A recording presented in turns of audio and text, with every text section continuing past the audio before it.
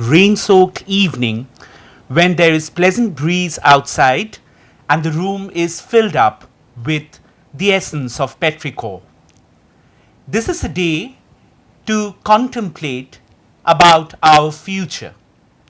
And I, Dr. Shantanu Majhi, Assistant Professor of English at Techno India University, West Bengal, am here to welcome you in a special panel on the future of humanities, where we will be looking forward to equip ourselves in meeting the industry demands of what we term as 4.0. Discussing the future-proof career planning for young aspirants of BA and MA degree for the upcoming academic year. Today we have a list of eminent dignitaries who would be enriching us and contributing to the panel on the future of humanities. I, your host, will be introducing you to them as we move along with our panel discussion today.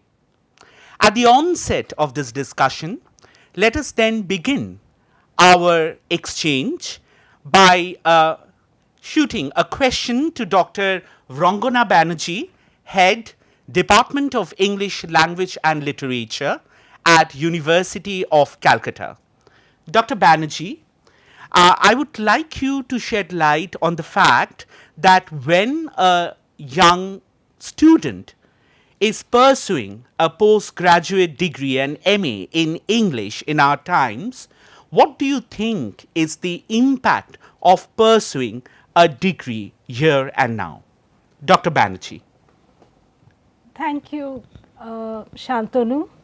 The question which you are asking is reminding me of my entry as an undergraduate in the 90s, when we were asked a question in class by one of our professors that in a country like India, why have you opted for studying English literature?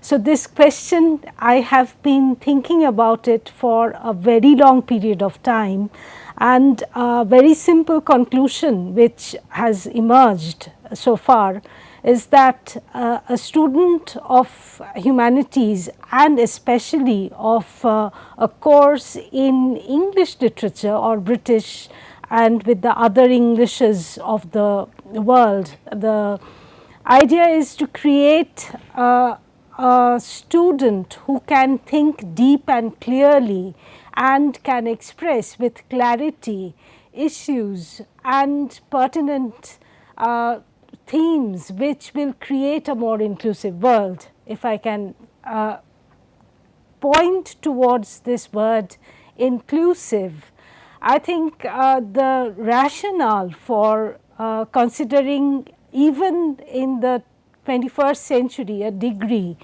or a course in master's course in English is not just to get a job.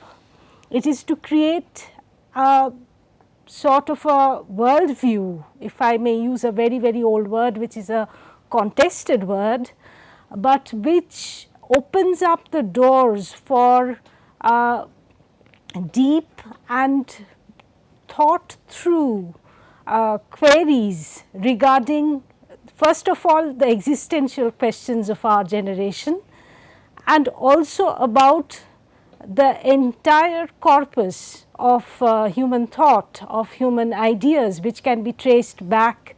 We are in between cultures, so it can be traced back to very olden times indeed. But this training is something which stands any student of the master's course in very good stead, whether you are going into teaching, whether you are going into journalists, you are becoming a journalist, you are becoming even the other services, or even you are a banker, it stays with you. This is what I would say. Absolutely so, Dr. Banerjee. Thank you for that valuable insight indeed. And I'm glad that from your words, we now have a clearer picture of what might be the outcome of a postgraduate degree in English for sure. As you have specified in your valuable words, that a young aspirant going up for a postgraduate degree in English studies now definitely has certain specific career goals in their regard, so as to say. I am sure that the other panelists will be contributing to that idea of the goal that would possibly propel a young postgraduate scholar to pursue a degree of masters in English for sure. But if I may share your thoughts and try to ruminate upon the fact that a young scholar who wants to pursue a degree in journalism, let's say, or wants to possibly find one's own self ready to embrace a career in an advertising agency, what components of the MA in English course do you think equips that scholar with a relevant, adequate set of skills? A brief response, perhaps. Yes, you are posing a question which is pointing towards the fact that in our department, which is of English language and literature, the course incorporates certain sort of papers, I would say, which deal with English as a language, English as a second language, perhaps English teaching, which is not only about pursuing textual study, but which is about communication. So, these are the aspects which make the communicative aspect of our everyday lives. Perhaps it enriches the student in certain ways which might lead to a better understanding of or maybe it might evolve into a skill set ultimately. But of course, there is nothing more problematic than transforming what you are learning on the page to your experience of the world outside. So, yes, it is posing quite a big question to me, that which are the actually relevant components which would lead to a career in advertising, other than the fact that yes, there are components which are designed towards tracing of the more recent theories regarding, say, popular culture. Right. So, these are there, literature for young readers, Absolutely. these are components, but that comes as a specialized paper. Indeed. The grounding is still in British literature, which again might be contested. I'm sure, by the end of today's session, we will be able to reach collectively towards a resolution of this query, perhaps. But at this moment, it's a pleasure to have Dr. Kunal Chattopadhyay, Professor, Department of Comparative Literature at Jadavpur University. Sir, if I may request you to comment briefly on a similar question, that is, how would you assess the outcome of a postgraduate degree in comparative literature in today's world? Well, this is in fact a question which faculty in comparative literature have been facing ever since the first comparative literature department was set up in India in 1956. And despite the fact that we by now have several departments all over India, it comes up. I would say that there are multiple responses, but the first crucial response, in my opinion, in today's India is that as one of the problems of language based province formation is coming home to roost, that is an increasing monolingual attitude, and that is where comparative literature plays and should be able to play a large role in inculcating different kind of values, trying to train students to understand why Indian literature has to be studied not as just separate Bangla, Hindi, Tamil and so on, but as something where one constantly interacts with the other. 100 years back, when the Chayavadi movement in Hindi poetry had got underway, it was sharply criticized by some of the more orthodox and the people who were concerned with Hindi, the purity of Hindi as they understood it, and they were concerned with why would the Chayavadis be taking so much from Rabindranath, and the most pugnacious of the Chayavadi poets, Suryakant Tripathi Nirala, wrote voluminous responses where he argued that Hindi as a language and Hindi literature has always gained when it has interacted dynamically with other languages and their literatures.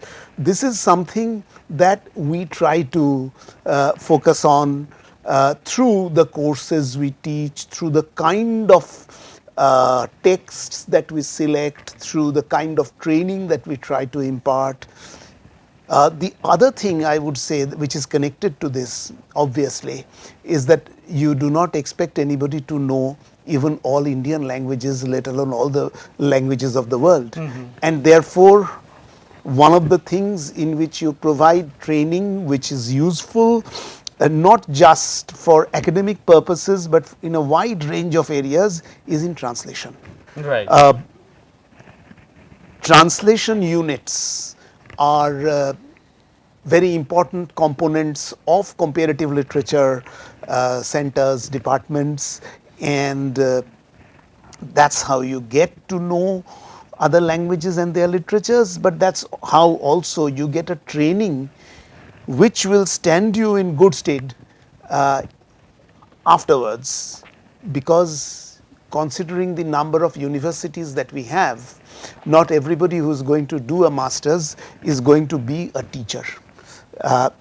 It's irrelevant whether we are talking about English or comparative literature or history, any discipline.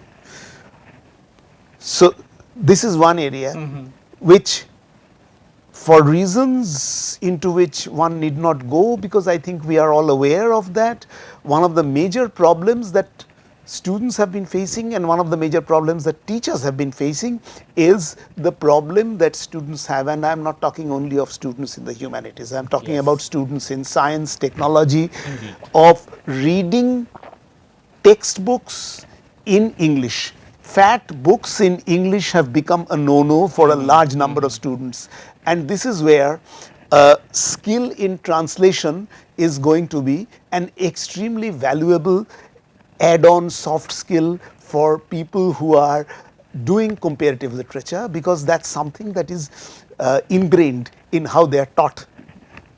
So that's the other component. I'm so glad, sir, that you did bring in the language question, and all the more because you also shed very valuable insight on the concept of translation and the utility that it holds for students of humanities across disciplines, rather not only humanities, but it brings within closer contact other disciplines too. I'm sure in the due course of today's discussion, we will be getting back to these issues, because these are also issues that are of vital concern to us here at Techno India University. But as this discussion is more steered meeting the demands of the industry, perhaps we will also have some opportunity to think how new technologies can enable our students to choose the path that Dr. Chattopadhyay has kindly laid out in front of us. We also have Dr. Abhishek Bose, Assistant Professor, Department of Comparative Indian Languages and Literature from University of Calcutta. And I would request Dr. Bose to tell us, let's say, the salient differences between a bachelor's and a master's degree in comparative literature and a similar degree in language and literature of all other kind. So the question comes out from the understanding that often when we encounter students pursuing comparative literature in our nation, if asked why they would like to pursue a degree in comparative literature, the response often falls flat. I am trying to understand myself, and I'm sure through your response, everyone who has been able to join us today online will have a better perspective to this query. Dr. Bose. Thank you, Shantanu, and thank you. It's a pretty loaded question, I think. Uh, Actually, if we look at the syllabi of any language literature department in any standard university in India, be it Bangla, Hindi, even English, we would discover that there are so many components taken from other language literature groups. Like if you have to study Bangla in any university in the undergraduate or postgraduate levels, then you'd have to have your portion of Sanskrit, your portion of the history of English literature, some bits of Hindi. If you have to study English, then you are going to have Ngugi wa Thiong'o, Chinua Achebe, you are going to have also Rabindranath and Amrita Pritam and what not. So, comparative literature is doing that for a while. When it emerged in Europe to challenge some conflicts, and it traveled to India and other such nations, comparative literature has, I think, many locations. So, when Rabindranath is delivering his lecture on Vishwa Sahitya, world literature, in 1907, at Bangio Jatiyo Shiksha Parishad, or when Ashutosh Mukherjee and others are trying to introduce the modern Indian literature programs at the University of Calcutta, they all have some kind of transcultural, cross-cultural vision. Because in the modern literature programs in the University of Calcutta, you had to have study like 3 language groups. One classical and 2 modern Indian language literatures. So, the idea of this dialogue was always already there. If you are doing comparative literature, and I am emphasizing on this verb doing, if you are doing comparative literature, then you are trying to be more inclusive, to borrow Ranganathi's words. Right.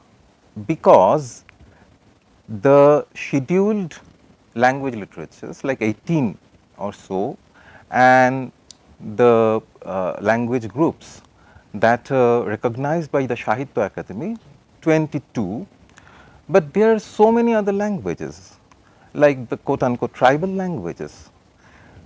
Only because of comparative literature you can accommodate that, you can sensitize your students about those languages. They might not have their scripts, but comparative literature enables you to look into their literature, their treasure, their richness. I think that is the answer. Indeed. So, from comparative methodologies now, let me get to English and its association with engineering, science, and technology. It's a very happy occasion to have with us Dr. Shashwati Haldar, Associate Professor at Department of English, Jadavpur University. And ma'am, at Jadavpur University, we always have had the Department of English offering several extra departmental courses, all the more to the departments of the Faculty of Engineering and Technology, so as to say. And we all know for sure that the Department of English at Jadavpur University have been long offering courses on adult education in communicative English, indeed. I would be very interested to know that when a department like the one at Jadavpur University designs such extra departmental courses, what is the count of course outcome one keeps in mind? This I ask because a scholar, a young scholar at the Faculty of Engineering and Technology would come with one's own set of skills. So, as a facilitator from the Department of English, when we are foraying into the different domains, so as to say, how can our discipline possibly try and engage in a more enriching dialogue? To you, ma'am. Thank you, Shantanu, for the invitation. Before the new education policy was introduced, we taught technical communication to the engineering students, and also we had two courses, English Skills A and English Skills B, that were meant for the arts students, for the students of the arts faculty. Now, mainly technical communication, as the name suggests, it was it was designed to cater to the students' need to speak English fluently as well as to write grammatically correct sentences. Now, since they come from diverse cultural and economic backgrounds, we had to keep that in mind, and we had designed the courses keeping in mind the four components: writing, speaking English, writing, speaking, listening and reading. Now, ever since the NEP was introduced, we had ACC, like ability enhancement courses, ACC 1 and ACC 2 for the literature department students, for the students of the arts faculty, where we have both language and literature components. Now, now technical communication is as it is taught to the engineering students. Now, to equip them with the skills, the critical and analytical skills to for better job employability, to increase their employability. And now, under this new education policy, we are striving to equip the students so that they have better employability, as well as the flexibility of the students to choose from a diverse array of disciplines, and so that they can see the difference, they can see the relation between English literature, language and the other disciplines, and it increases their employability also. And apart from this critical and analytical skills, we have introduced a component where there are practical skills also. We have digital humanities courses, we have a 6 months edit publishing course, and also this digital literacy and the practical skills that include digital literacy, then writing, then editing. We have these through these courses like online this e-learning platforms, then digital humanities courses. It will equip the students to cater to jobs that require an understanding and interpretation of human context, human experience, and also to understand the ethical implications of technology. Now, over here I want to stress the need for interdisciplinary research and collaborative activities to be introduced also in this ability enhancement courses, communicative English courses, so that students learn from working in the multicultural teamwork, and they learn from each other's expertise, and so they are able to navigate through this complex evolving demands of the job market, and also with their communication skills, with their analytical ability, and with the knowledge of also the global theories and the diverse cultures, they are able to, I think, make meaningful contribution in various fields in the job market. Thank you for such a detailed response, Dr. Haldar. It gives me enough perspective to also think in terms of the kind of work we have been doing here at Techno India University, and taking the cue from Dr. Haldar's detailed response on bridging the gaps across disciplines, so as to say, may I now invite Dr. Debaruti Chakraborty, Head of the Department of English at Techno India University, West Bengal. And Dr. Chakraborty, as we know for sure that our department offers courses such as Fundamentals for Applied Digital Technologies course, or for instance the grooming classes that we offer for the senior level students. What would you think is our plan to equip humanities in meeting the demands of Industry 4.0 now? Dr. Chakraborty. Thank you, Shantanu. Right now, we are stepping in the era of artificial intelligence. And I'm very happy to announce that our department is already offering courses which are equipping students with the knowledge of AI and how to incorporate this knowledge into the curriculum and how they are going to make use of this knowledge in future. For example, we have this course both in CBCS as well as in this new educational policy. There was this course called Fundamentals for Applied Digital Technologies for Humanities, which was an interdisciplinary course, and it was offered by the CSA department. And they used to make our students aware of all the technological advances that is being going on around the world and making the students aware of it. And of course, there is also this 4-year business English course that we are offering, and there we have AI enables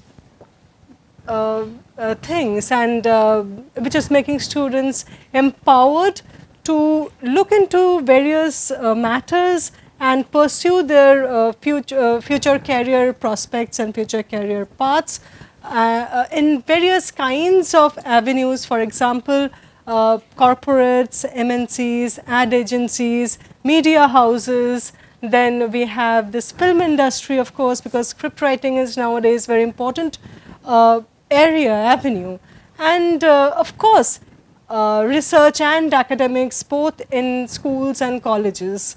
So right now, I think AI is opening a new avenue for our students, and they are being enabled by the courses that we are offering in our university. I'm sure humanities as a discipline in itself has always been open to embrace new technologies per se. But as Dr. Chakraborty did introduce us to the galaxy of courses we have to offer, which does not only brings several disciplines within one curriculum for sure, but also tends to project a future-proof career planning for BA and MA aspirants. I'm sure, Dr. Chakraborty, we will get to hear more about the components of the 4-year BA Honours course in Business English. And it's a happy occasion today that we have so many respectable experts in the field. We would also like to hear from them about how they respond and share their valuable feedback on this ongoing course which we have been holding at our university. But more of that maybe a bit later. Let me get back to Dr. Kollan Kumar Das, whom I'm very glad to host tonight. Dr. Dash is Assistant Professor at the Department of English at Presidency University. And Dr. Dash, the question I have in mind for you is, you see that when students come to pursue a homogenized curriculum of English studies in our universities, we need to be mindful of the fact that they come from diverse language and cultural backgrounds. Of course, Dr. Chattopadhyay was looking at the language issue from a very pertinent perspective. But how do you think we might enable ourselves to bridge this gap between school, college and university. Of course, as in Techno India University, we have a set of elaborate bridge courses, which I'm sure also exists in other higher education institutions. But I would like to hear from you on this regard, Dr. Das. Thank you, Shantanu. I'm glad we are having this discussion today. In my university, we offer, as you rightly pointed out, we offer bridge courses. In my university, in the Department of English at Presidency, we also talk about, we also offer remedial classes for some of the students who do not come from socio-cultural backgrounds where speaking English is a common practice. I myself came from such a background, so I can relate to it in a more intense and emotionally charged way, I would say. In my opinion, there are two ways to deal with this particular issue that you are mentioning. One is to offer these remedial classes, offer bridge courses. The other is to diversify the syllabus itself. In most departments of English across the globe, but more particularly in our state of West Bengal, in our country, after the introduction of NEP, but also before that when we got the CBCS syllabus, in all these different types of syllabus, we got to see that the UGC and the central government as well as the state government, they are focusing on diversifying the syllabus of English. And that has been a part of a global debate. I mean, we are all aware of the Nairobi debate that happened in Africa. And there is some direct impact of that kind of a debate in the way we teach English these days. As Abhishek was pointing out, even in the English departments, we do stuff that were probably expected in comparative literature departments, because we are discussing African literatures, Indian writings in English, alongside the canonical writings, right? And in many cases, some teachers might find it challenging to bridge the gap between the canonical literatures and the so-called non-canonical literatures that are emerging. And that's a very wide range, from digital humanities to Dalit studies to race studies, African literatures, and different types of emerging fields that we can think of. But I can illustrate this with a very good example that many of my colleagues have shared with me. These are senior colleagues, Professor Shanta Datta and many others. For instance, we are dealing with a canonical text like Shakespeare's sonnet, Shall I Compare Thee to a Summer's Day. Now, when you teach that particular sonnet in front of a group of students who come from different districts of West Bengal, for instance Purulia, that particular fellow would not be interested in comparing his beloved with a scorching summer day, right? It's unthinkable. But unlike the British summer day, it's extremely tortuous. As a teacher, I think it would be a very interesting exercise for somebody like me to talk about the fact that this is unthinkable. So we spell it out that this is a canonical British literature, but when you discuss it in a classroom, in an Indian classroom, probably we can think of just let them become more aware of the cultural gaps, right? That's one way of doing it. So yes, we can offer remedial classes, we can help them to articulate themselves better in the English language. We can give them different other help books. We can have tutorial classes. In my department, we regularly hold tutorial classes, and as you pointed out, we can offer bridge courses. But my suggestion, and this has been happening, as I tried to point out, this has been happening for quite some time. We have been diversifying our syllabus. So in most of these departments, we have a good combination of canonical literatures as well as these emerging fields that many of my esteemed co-panelists just talked about. So in our department, for instance, we are also discussing artificial intelligence. We have been discussing digital humanities, and I have seen from my more than a decade long experience at Presidency that many students irrespective of their socio-cultural backgrounds, can relate to those courses in a more interested, more vested way, right? And that's something that we should welcome. That's one way of making them more eligible to look for jobs once they complete their degrees. I'm very glad to know, Dr. Dash, that at your university, students have been welcoming these new technologies as a method of diversification of as and where we envisage English studies to be at a global level now. I would like to get back to that point in a moment from now. But in terms of bridge courses, in terms of remedial course structures that we might offer to try and ease out the sort of cultural and language differences which we are trying to bridge up, I'm also thinking in terms of sensitization of other kinds of sorts, and this is where I would request Dr. Orgho Kumar Banerjee to intervene. Dr. Banerjee is head at the Department of English, St. Xavier's College, Autonomous, Kolkata. And Dr. Banerjee, because we are talking about sensitization, I have been wondering that, the gamut of subjects which we termed as co-curricular at the school level, music, dance, painting, performing arts, do you think that in the new education policy there is a possibility of integrating these subjects as electives in English studies? Thank you, Shantanu, for your interesting query.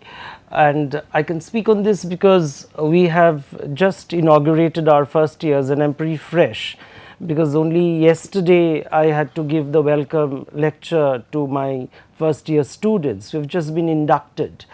And it's always very challenging, because it's more challenging in the context of our college, not because I'm trying to say that we stand out, but we, besides the post graduation and the research sections of our college, we tend to give lot more thirst on the teaching factor.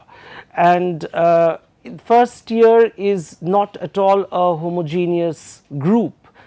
You have students coming from all over the country, and to kind of induce them into English literature, and especially keeping in mind the long term picture of the job situation, induction in the industrial world, or kind of finding suitable placement is of paramount importance. And we, coming to your question specifically, I would like to point out that yes, we our institution offers multiple parallel courses. There are career oriented programs from which the students enrich. But besides that, we also have something called the social credit or the co-curricular credit, by which the students are encouraged to participate in say various cultural activities, various fests and the programs which they organize, and all students, it's mandatory for them to accumulate around 45 hours of co-curricular credits at the end of their program or whenever they quit. Now this runs along with the NEP setup. We also have the internship program, which is of paramount importance and help for the students, because students now have to gain hands-on experience at the industry. And for that, many students have already been visiting various publishing houses where they are getting first-hand experience, which was unheard before. But coming to the very basics of teaching, I personally would like to underscore the fact that the basics remain the same. And even when students come, I make it a point to tell them that, look, in English studies, at the very basic ground level, you are taking interest in a different culture. And you need to know that culture, just as you tend to add a feather in your cap when somebody from the West takes an interest in your culture. So similarly, you must have respect for the culture, and accordingly we groom them. we tend to take special interest in the socio-cultural political history of England, and this is something which we do keeping in mind that they need to relate, they need to, at the outset also I tend to tell them what Kalyan also pointed out categorically, that there is a cultural difference, it is a different culture. For example, suppose you are talking in the context of Elizabethan England, where quintessentially a lady who has inherited a huge amount of property would be always vulnerable to matrimony, because the marriage rites were very simple and very rudimentary. So, given that perspective and understanding, if you do not have that understanding, then automatically even certain things like in a play like Hamlet, okay, for example, Gertrude's, Hamlet's mother's hasty incestuous second marriage becomes very relevant and very easily to contemplate and understand. So, we make use of various resources of enticing the students into the course, but having said that, the ground reality has changed. Okay. So, you can improve your language, your English studies by pursuing specifically two basic means. One being say reading and writing, listening and speaking. Okay, and I tell them my own experience in UK, in Brighton, the public library I went, I saw there was a huge poster there, because reading is on the decline and it's a global phenomena. Indeed, and this is a yes. practical reality. And there you will find a poster saying, you have seen the movie of Harry Potter, now please come and read the book. Okay. So, this is the way you entice readers. Students may go and sit for an exam without reading the primary text. So, this is a very basic sad situation with which, and they may get away. That is the most irony of it. So, yes, we do use all the resources at our disposal, because that makes it more enticing, more exciting. For example, I am teaching say Girish Karnad's play Hayavadana. So, maybe we get on a particular day in a class the students to enact, okay, a small section. So, that kind of gives them a special relevance. All forms of both talking in the context of the syllabus as well as going beyond it, we take special care so that all avenues are explored, so that an holistic learning takes place. It is indeed very heartwarming to know, Dr. Banerjee, that your institution considers co-curricular activity as mandatory for sure. But I have also been, ruminating what Dr. Chattopadhyay, Dr. Banerjee and Dr. Das had been saying about bridging cultural differences. And I believe this is where I would like to bring in myself. You see, we have been talking about in terms of new technologies. It is perhaps a particular issue with students of humanities when compared with students from other faculties, that we are never we are never concerned about placement, so as to say. I mean, by placement I don't necessarily mean about finding a job, but placement can also lead to a better design of your further higher educational aspirations, for sure. I'll get back to you for sure. Now, the point is, I believe new technologies like advanced artificial intelligence, if integrated in a proper manner, has a lot to offer in this regard. Dr. Das was talking about cultural differences. Dr. Banerjee, during her speech, has also tried to highlight upon them. But so many of our students nowadays, if they have to read, if they have to interact with a literary text, would choose an e-book, would try and take refuge in an audio narration of a classic, so as to say. However, if we could possibly try and integrate the technological designs of such such new AI-enabled setups in our curriculum, perhaps it will also enable them to try and contribute to the culture which they had been consuming in such high rates.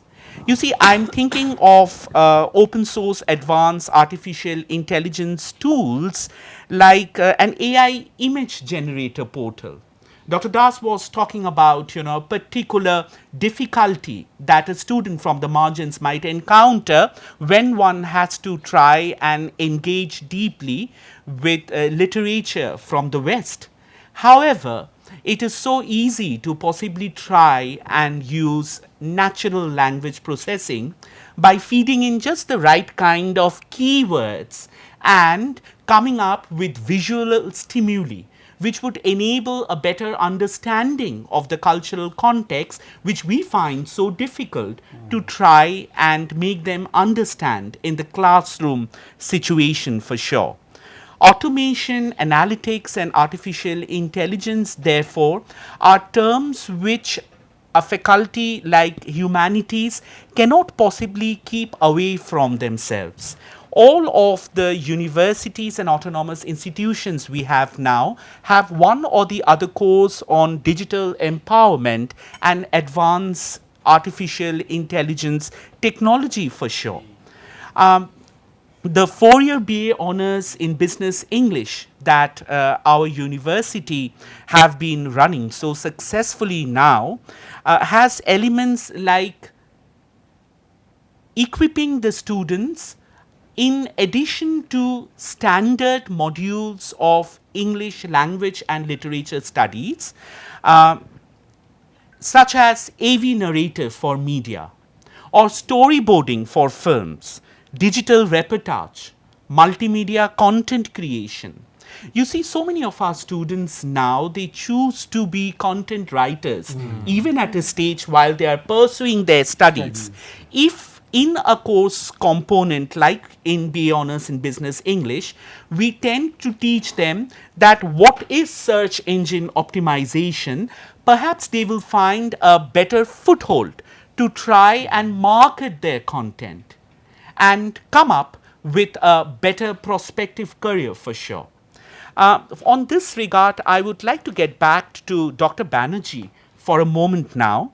I have also been thinking about, this trajectory, not only a path which would lead the young aspirants to be imbibed in the industry culture, so as to say, but it can also hold, great hopes for new research in humanities, so as to say. Before we could possibly try and tread on that path, I would like to know from you that when students pursue a research degree, what are the preferred research domains that you encounter in your institution now? And when the selection of the research domains happens, does it has any integral component which is attached with their career prospects in future times? Dr. Banerjee? I will respond by first reminding myself that the idea of integrating the advanced technologies in our everyday teachings is a very, very pertinent reminder of how a battle scarred person like me is still holding on to the idea of reading books. Anyway, I will leave that aside. I mentioned Google Forms in my interaction with students today. Immediately their faces lit up, because rather than going back to a text which stems directly from a manuscript maybe, they are looking forward to something which they use and which enables them to interact with the very, very technically sound and advanced sort of and also the kind of interactions that we have in the virtual world. So, when you come to, however, the idea of a research domain, ideally it would be open access, and technically it would lead to a kind of research which is not only individually enriching, Indeed. but also which would do something for the uplift of society, especially in a country like ours. So, the balance which one has to strike between a career prospect and being true to one's roots is something which often is very, very problematic for young scholars. Yes. And that is where I think our old fashioned ideas about what is research comes to play. I would like to sort of hold out the prospect that taking a cue from my own research interest long time ago, that even English studies in India was a response to new technology, because without the coming of print Yes. to India, there would have been no English studies. So, AI, which is the great sort of the word which is also a bit scary, I would say, to us, the dinosaurs, the relics of this old past gone generation, is something which I have been told, I am not very certain, there is a cautionary tale about the AI having hallucinations. Now, yes, so it is something which has to be incorporated into the structures of deep thought, no doubt. But if there is a machine doing half the thinking for you, I will not say the full thinking, because the prompts obviously are not. Indeed, Yes. So, will it be habitual then to follow these prompts, or will it be something which would be a path breaking research into leading human beings towards engagement with the crisis of, say, the climate crisis, or the crisis of not being able to communicate, which is something which has been coming up again and Yes, again. yes, of course. If it is a tool which will translate immediately from one language to another with the equivalence of languages, which is a dream for us in academia, that it slips away further and further.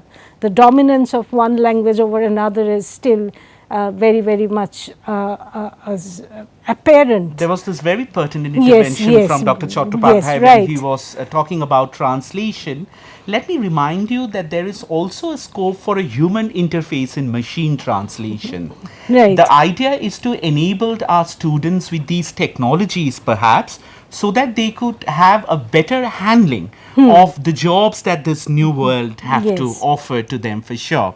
But in order to ease you and to comfort you away of your scare, Dr. Banerjee, before we go on to the last laps of our program, may I request my colleague Dr. Chakraborty to stress on the fact that we have been talking about the interdisciplinarity of a course like the BA Honours course in Business English. Do you think that initiatives and endeavours like this would like and try and stress on this idea of transdisciplinary research too? It's a wonderful question, Dr. Manji, and I think, and I don't only think, we have been doing this interdisciplinary research in our department at Techno India University for a long time. Especially, we have different, see, it's a university and there are many departments, and we have departments like management, education, biotechnology, and we have been collaborating with them and publishing. Many of the students, scholars, they are publishing their research after collaborating with these departments. You see, it's a privilege that we have in this university, because it's open to so many areas and so many domains, and at the end of the day, it's the students, the scholars who are getting enriched. I think that's a wonderful thing for us. To conclude, let me remind you that in the World Economic Forum of 2016, the world did remind itself of 4 stages of industry transformation. I'm very glad to have very eminent scholars of 19th century studies sitting with me also. So if the first transformation did came with the advent of steam engine, followed by the discovery of electricity, the third industry translation was brought upon by electronics. Computer did grow out of it, and internet happened to us. Now we have to try and think of a sustainable structure which will enable and empower us for the fourth stage, the era of artificial intelligence and robotics, the times when we live in amidst Internet of Things. This next era will be born out of this industry stage 4.0. At our universities, we have been inculcating such skills to embrace the future and proceed towards a technology-enabled existence. We look forward to arranging further series of special lectures where we would request some of our guests and esteemed panelists in joining us for shaping a better future together. On that note, let me join my panelists in bidding you goodbye for tonight, and let's hope that we meet together in ensuring that we are able to gift the young BA and MA aspirants of 2024 AI-enabled future-proof career planning.